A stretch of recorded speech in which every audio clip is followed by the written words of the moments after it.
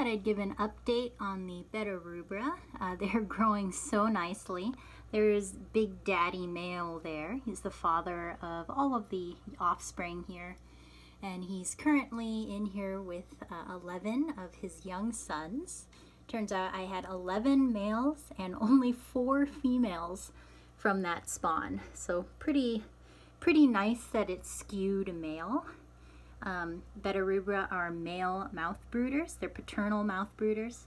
And often the young females will spawn with more than one male at a time.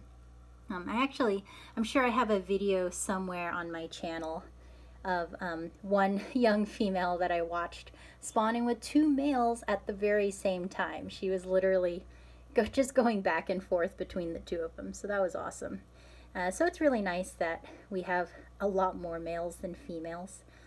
These guys, I'm going to have to look for new homes soon. I think I'm going to try listing them on Aquabid at some point. So yeah, they might be on Aquabid. There aren't a lot of beta shows happening right now. I'm going to save some to send to, I know of at least one that's happening in February. So hopefully I can send a good reverse trio to that show as well. But I need to find them new homes because these guys are sexually mature. When I was separating them last week, I actually found out that half of them were already holding, which is crazy. These guys are only like 3.5 months old, and it's a little young for them to be holding because we want their growth to be focused on growing themselves.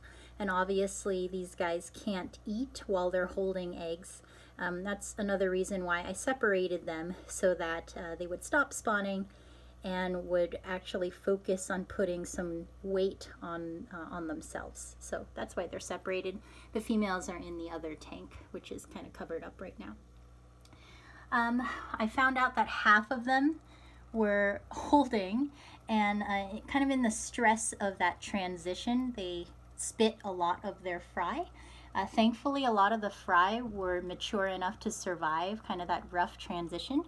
And I have who knows how many young fry in this tub here. I think there might be 30 or 40 in there. At least 3 spawns worth are in here. So they are currently growing. I set up kind of this emergency fry tank here. So, oops, let me try and get the lighting a little better. So basically what it is, it's just a plastic tub that I had lying around. Just any plastic tub. I think this one I got for $1 at some hardware store. Filled it up with some water and just put in a ton of live plants. I covered it with aluminum foil because, as you can see, it's very close to these high-powered grow lights, and I didn't want there to be too much algae accumulation in here. But the live plants are doing their part to kind of filter this tank and make sure that it's hospitable for the young fry. You can see there's a ton of them back there.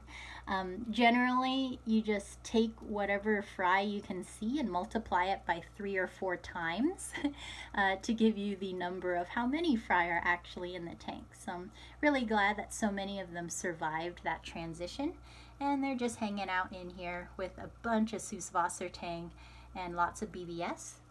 Since I only have this small, relatively small number of fry, I just have this hatchery set up. This is the flat baby brine shrimp hatchery from Brine Shrimp Direct, and I just love it. Let's see if I can, so you can see that there's a little dish in there, and the young baby brine shrimp, the Naupali, when they hatch, they actually swim from the edges of the dish, and then they're attracted to the light, which is right there in the center of the dish, and then I can just use a pipette to suck up those BBS and throw them right into this tank. So really, really nice, very easy. And because this terrarium stays at around 80 degrees Fahrenheit, the BBS hatch within, I would say, 14 to 16 hours. Like if I put in some eggs overnight, by the morning there's a ton of them. So super simple hatchery. if you keep it warm and in a well-lit place. And as you can see, these are pretty powerful grow lights, and it's within 6 inches of them, which means that it's a super fast hatch rate. And the fry look like they're doing really well in this little container. Normally I like to keep them in a half-filled 10-gallon tank when they're at this size, but this plastic tub is just working out really well as kind of an emergency tank. And then once I move some of these guys, this previous spawn, I'll be able to put them into a 10-gallon tank so that they can keep developing. But they're going to be okay in here for a while, I think, for at least a month while I find these guys new homes. But they're just looking really gorgeous. Hold on, let's see if we can get it to focus a little bit. Yeah, there we go. These guys are just looking really beautiful. When I find that when I have them separated by sex, they're actually a lot friendlier. They're not as preoccupied with breeding, and of course the males like to hide when they're holding. So it's really nice to just have them out in the tank like this. The females are voracious eaters as well, and both of them, both males and females, are just growing like crazy right now that they're separated from each other. They are feeding white worms right now, white worms and pellets in the morning.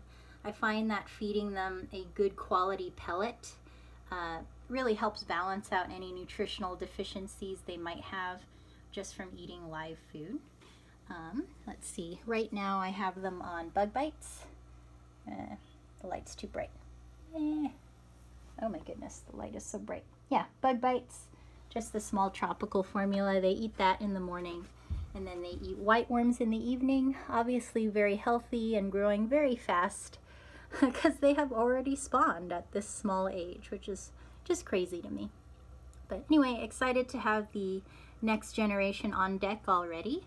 And yeah, hopefully these guys find some new homes soon. Gosh, they're so beautiful. Look at that. Just really vibrant colors. And these are the spade tail shape. If you look at Dad, the older they get, the more pronounced that spade tail shape becomes, as you can see. There's also the round tail variety of Betta rubra. All of these guys seems like they inherited that spade tail shape, even though it's not 100% yet. You can see that all of the tails have the beginnings, at least, of that spade tail shape, and none of them are rounded. I'm always have been curious what would happen if I crossed a round-tailed Betta rubra with a spade-tailed Betta rubra, and what the inheritance pattern would look like. But anyway, Bettas rubra are doing really great. Just goes to show you that you can have quite a lot of fish in a small amount of space.